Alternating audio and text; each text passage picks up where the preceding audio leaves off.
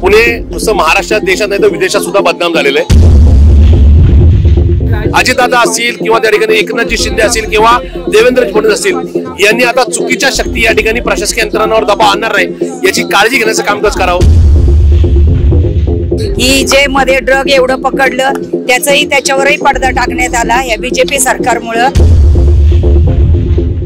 पुण्यातील कायदा सुव्यवस्थेबाबत आता प्रश्नचिन्ह उपस्थित झालेले आहे। पुण्यातील राष्ट्रवादी काँग्रेस शरद पवार गटाने या सगळ्या गोष्टीचा घडलेल्या घटनांचा निषेध व्यक्त केलेला आहे। कोयतांग असेल, गोळीबार असेल किंवा अगदीच परवाचं नुकतं ताजं प्रकरण असेल, ड्रग्ज प्रकरण असेल, या सर्व संदर्भात राष्ट्रवादी काँग्रेसने शरद पवार गटाने याचा सगळ्या गोष्टींचा विरोध केलेला आहे। आता आपल्या अध्यक्ष आहेत पुणे शहराचे, सर काय सगळ्या प्रकरणासंदर्भात? मागच्या 6 दिवसापासून पुणे हे जगाच्या ट्रेंडिंगवर आहे।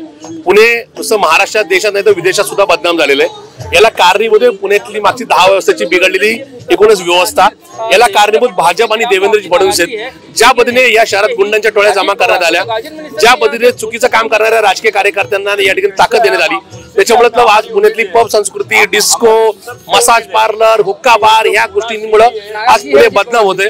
आज पुण्यातली प्रशासकीय यंत्रणा राजकीय लोकांची या ठिकाणी त्या ठिकाणी कुठेतरी नाही का दबाव तंत्राखाली आलेली आहे आणि इथून कुठेतरी पुणे असं बदनाम होऊ नये याच्याकरता पुण्याचे जिल्ह्याचे प्रमुख ज्यांच्या अंडर पुण्याचे पोलीस कमिशनर येतात, महानगरपालिकेचे कमिशनर येतात, एक्साइज किंवा आरटीओ येतात, त्यांना आम्ही निवेदन द्यायला आलोय की पुणे शहर राष्ट्रवादी काँग्रेस पार्टी शरदचंद्र पवार या पक्षाच्या वतीने आमचं तुम्हाला निवेदन आहे की राज्य सरकारने केलेला हा खेळकोंडा थांबवा।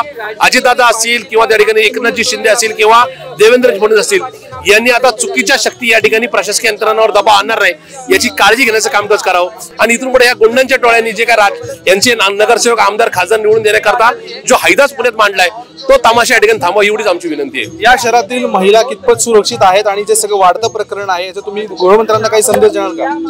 महिला तर सुरक्षित नाहीच आहे, पण आम्हाला जास्त आमच्या पुढच्या पिढीची काळजी लागलेली आहे। ही जे मध्ये ड्रग एवढं पकडलं त्याच्यावरही पडदा टाकण्यात आला या बीजेपी सरकारमुळे आणि ह्या 9 वर्षात जेवढं पुण्याचं नाव होतं तेवढं या बीजेपी सरकारने बदनाम केलेलं आहे आणि ही पब संस्कृती बंद झाली पाहिजे आणि जे ड्रग वगैरे ह्याचं जे चाललेलं आहे जाळं हे पण कमी झालं पाहिजे। मुलं अभ्यास करण्यापेक्षा, विद्येच्या माहेर घरात अभ्यास करण्यापेक्षा मुलं जास्त बिघडत चाललेत पब संस्कृतीमुळे आणि हे ड्रग प्रकरणामुळे पुढची पिढी पूर्ण नासवायचं काम हे बीजेपी सरकार करणार आहे। त्याचा निषेध फलक लावून या राष्ट्रवादी काँग्रेस शरद पवार गटाने केलेला आहे। कायदा सुव्यवस्था हरवलेली आहे, ही पूर्ववत करण्यासाठी याला जबाबदार कोण? गृहमंत्री या सगळ्याकडे कसं बघतायत आणि कसं उत्तर देतात हे पाहणं महत्त्वाचं ठरणार आहे। कॅमेरामॅन दिवसाचा मी प्रीतम पुरोहित, डिजिटल प्रभात, पुणे।